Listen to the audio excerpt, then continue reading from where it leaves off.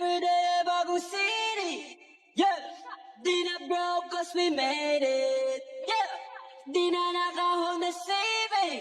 Yeah. Yeah, we live. Good day mga aport, sa video ito ay meron tayong babaklasin kay Projects kayo mga aport. Kasi merong mabuting puso na nag-sponsor ng pintura ng crank natin mga aport.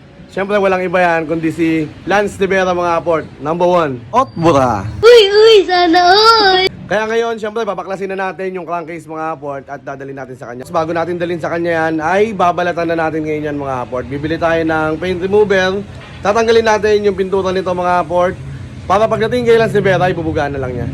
Sheesh! Ayun na mga aport, sinimulan na nga natin at tinanggal na natin yung langis. Kita nyo yung dumi ng langis natin mga aport. O, ilang araw pa lang yan. Kaya talagang hindi pa ako bumibili ng ano na langis eh, na yung mahal na langis eh. Kasi parang flashing pa lang to dahil nga matagal na i-stock yung makina nito ni Project Sky bago natin nabuo. Ngayon, nung kinuha natin to, nakita nyo naman, nakabatya. Kaya ngayon, siguro after pintura ng crank, yung murang langis ulit muna yung gagamitin natin. Tapos after 1 week mga port, yun, change oil na tayo ng magandang langis. Drain lang natin mabuti to, tapos tanggalin na natin yung crankcase mga port. Sheesh, nakaka-excite mga port. Kasi talagang nai-imagine ko na pagka yung metallic black yung kulay nitong crankcase natin mga port. Litaw na litaw yung mga CNC bolt natin. Tapos lalagyan pa natin ng washer na red, di ba? Lasa! Wow! Ngayon mga port, habang dinutrain natin ang gusto yan langis, bibili muna tayo ng paint remover. Siyempre gamit ang ating legendary kulong-kulong. Sa hardware na lang tayo bibili para malapit. Medyo malayo yung paint center eh. Well, let's go! A few moments later. At ito na nga, nakabili na tayo ng paint remover. Hindi, joke lang. Nakabili na tayo mga port ng paint remover. Ngayon, baklasin na natin lahat ng nabaklasin dito bago balatan na natin yan. Baka balatan pa ng iba. Gago! Ay, ba yun?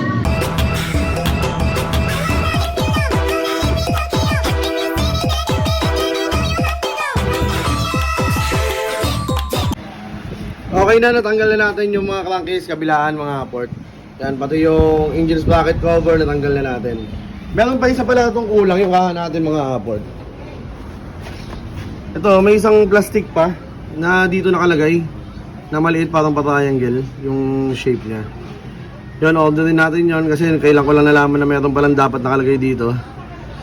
Tapos yung pintura na siguro ihahabol na natin sa mga susunod. Pero ngayon, yung crankcase muna dito sa clutch side, sa magneto side, tsaka yung engine sprocket cover, yun lang muna yung papapintura natin mga aport. Yan, tanggal na natin yan. Tabi lang muna natin yung mga gamit para hindi magkawalaan. Ayan na mga aport, ready na. Pinapatulong lang natin yung langis yung mga yan. Yung mga natira dito sa loob. Yan o. Yan, patuluin lang natin. Tapos, mamaya balatan natin. Para hindi malangis pagka nagbabalat tayo. Tanggalin pa pala natin itong duo cup. Yo, lasa. Ito lang mga aport, balatan na natin to. Baka balatan pa ng iba.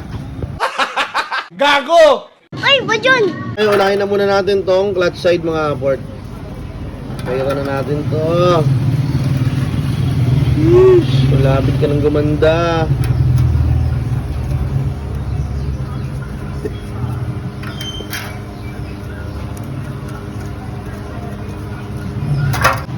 Yun o, kita nagkukuluan na agad mga aport o. Ayan, pakuluin muna natin yan bago natin kakayudin mamaya. Ayan, next na natin agad yun.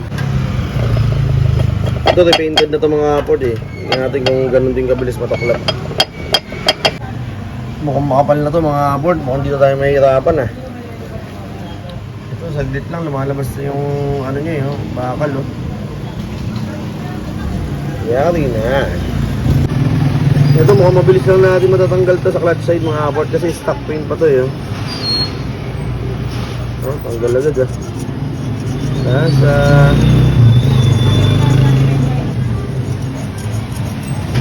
At after ng 30 minutes nating pagbabad at pagkutkot sa kanya, hinugasan na natin siya mga aport. Ito na itsura niya ngayon. Ayan, may mga tira-tira pa. Papahiran pa natin yan, second coat mga aport. Yun o. Sheesh! Lapit-lapit na tayo sa katotohanan. Ito na yung second session natin mga aport. Yan, napahiran na natin, babad lang natin ulit. tas onting ko, tas hugas ulit mga aport. Tingin ko magto third session pa tayo dito para talagang tanggal na tanggal. At after nung second session natin mga aport, eh nahugasan na rin natin yan. Ay makikita nyo may mga tira-tira pa. Medyo makapit yung stock na pintura. Parang mas makapit pa siya kaysa dun sa ano. Kala natin mas mahirapan tayo dito. Pero parang mas madali itong natanggal. Itong sa magneto side. Ayan. Kaya yung matutunan natin ngayon, lesson for the day, don't judge the crank by its paint. Gago! Ay, Bajon! Kasi mas madali siya natanggal mga aport. Sheesh!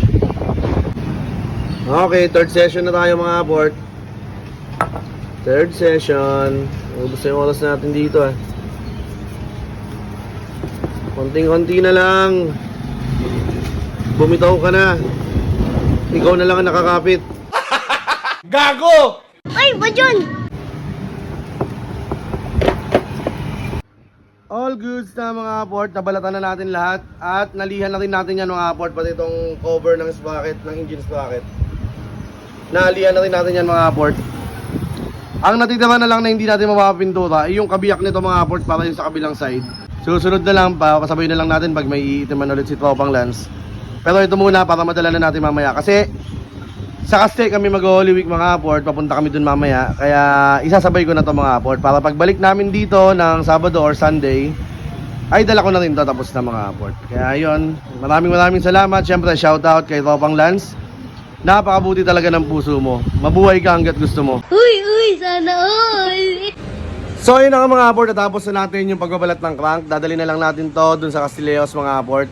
Mga 2 oras din natin tinira to mga aport. 3 session yung ginawa natin.